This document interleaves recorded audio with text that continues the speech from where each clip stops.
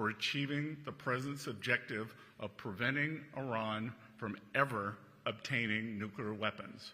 They have shown America's resolve to finally end this threat. And the strength of America's economy under President Trump allows us to wage this sustained financial operation alongside the might of our military. Iran now faces a very clear choice with only two paths before them: complete global isolation and a subsistence economy, or a path back to normalcy with an opportunity to rejoin the global economy. Today, we are launching Operation Economic Outcast to foreclose every other option available to the Iranian regime. Treasury has mapped every node, every facilitator, and every network that Iran has used to smuggle oil and evade sanctions.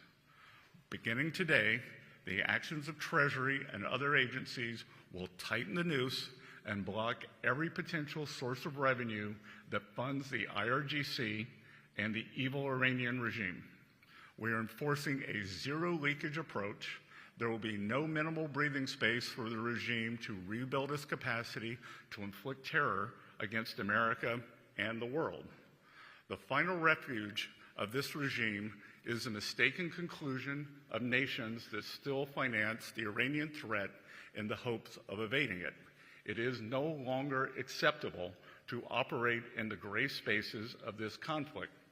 Countries cannot claim they are blind to enabling this activity. Iran's enablers purchase, transport its petroleum. They facilitate the flow of its finances through exchange houses and free trade zones. They welcome Iran's flights and maintain registries on its behalf. They turn a blind eye to seaborne fuel transfers and overland transits. They condone illicit use of their banks, all the while concealing the extent of their complicity.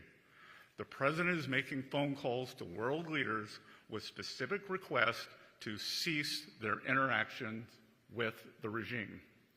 We are already seeing results. Every country has a defined timeline to shut down activities we have identified.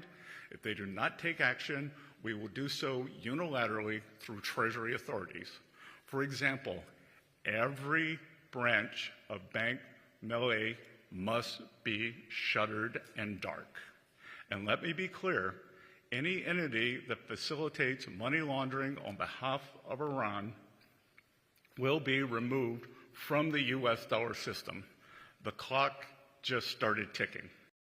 As I speak, Treasury's Office of Foreign Assets Control is also sanctioning over 60 entities, individuals, and vessels around the world that enable the Iranian regime to procure illicit nuclear and missile technology, conduct cyber operations, and generate oil revenue. This is a sustained campaign to collapse every last option for Iran. Let there be no ambiguity as to the position of the United States. An economic engagement of any kind with this murderous regime will expose those responsible to the full reach of American power. We want to make clear here today that no one is above the reach of U.S. sanctions, that if they facilitate transactions and are part of the ecosystem that turns Iranian oil into money, into repression, they will be targeted. We find that the best way to engage with countries is through quiet diplomacy, and we are level setting with every country to tell them our expectations. We know who they are, they know who they are, so when the hammer of U.S. Treasury actions falls upon them, they will have no one to blame but themselves.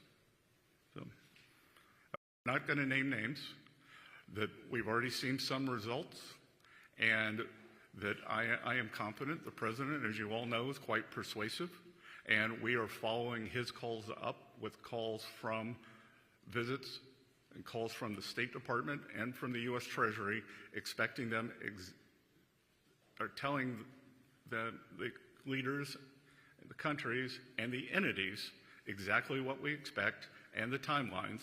And I would expect that very quickly, if they do not respond, then you will see the ramifications of their actions. Quý vị nhớ ấn vào nút subscribe để đồng hành cùng với Hoàng Vi trên Góc nhìn Cali 247 nhé.